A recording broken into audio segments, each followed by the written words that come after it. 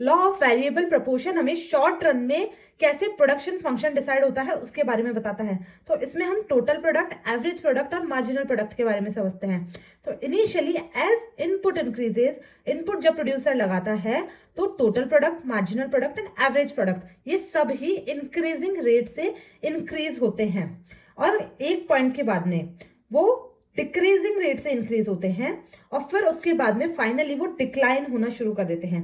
मतलब जो total production है वो पहले इंक्रीज होता है, इस पॉइंट तक इंक्रीजिंग रेट से, बहुत अच्छी रेट से इंक्रीज होता है। एवरेज प्रोडक्ट और मार्जिनल प्रोडक्ट भी अच्छे इंक्रीजिंग रेट से इंक्रीज होते हैं, लेकिन आफ्टर ए पॉइंट वो डिक्रीजिंग रेट से, मतलब इंक्रीज तो हो रहा है पर जितना परसेंट पहले हो रहा था उतना नहीं हो रहा। यानी अगर पहले इंक्रीज 10% का था तो यहाँ पे शायद 5 या 6% का ही इंक्रीज शो हो रहा है। और ये जो पॉइंट होता है वहां पे एवरेज प्रोडक्ट और मार्जिनल प्रोडक्ट कट करते एक दूसरे को। This is stage 1 of production. Next में क्या होता है कि टोटल प्रोडक्ट तो इंक्रीज कर रहा है लेकिन मार्जिनल प्रोडक्ट और एवरेज प्रोडक्ट दोनों डिक्लाइन होना शुरू कर देते हैं। दिस इज स्टेज 2 जहां पे इंक्रीजिंग रिटर्न्स है टोटल प्रोडक्ट में but from decreasing rate. Third stage में क्या होता है कि टोटल प्रोडक्ट यहाँ सी पॉइंट पे अपने हाईएस्ट पे पहुंच जाता है और उसके बाद में डिक्लाइन करना शुरू कर देता है। जब टोटल प्रोडक्ट अपने हाईएस्ट पे होता है तो मार्जिनल प्रोडक्ट 0 होता है और जब टोटल प्रोडक्ट डिक्लाइन करना शुरू करता है तो मार्जिनल प्रोडक्ट नेगेटिव में चला जाता है।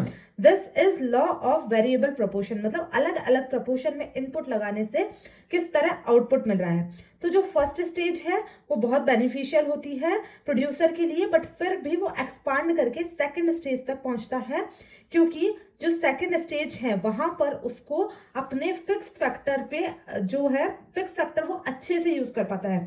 फर्स्ट स्टेज में फिक्स्ड फैक्टर्स की कॉस्ट उतनी ही लगेगी लेकिन वो ऑप्टिमली यूज नहीं होंगे। सेकंड स्टेज में वो ऑप्टिमली यूज होते हैं और जो इकोनॉमीज ऑफ स्केल है, यानी अगर हम किसी प्रोडक्ट को ज्यादा प्रोड्यूस कर रहे हैं तो हमें economies of scale, come rate of production आता है और ज्यादा यूनिट सप्लाई करने पे हमें प्रॉफिट ज्यादा होता है, वो रीप होती है।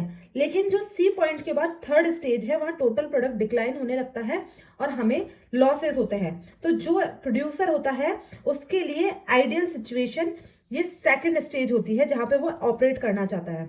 I hope this law of variable proportion जो कि शॉर्ट रन में प्रोडक्शन फंक्शन को शो करता है क्लियर है। इसी तरह से इकोनॉमिक कॉन्सेप्ट्स को सिंपल वे में समझने के सिंपल इकोनॉमिक्स को सब्सक्राइब कर लो।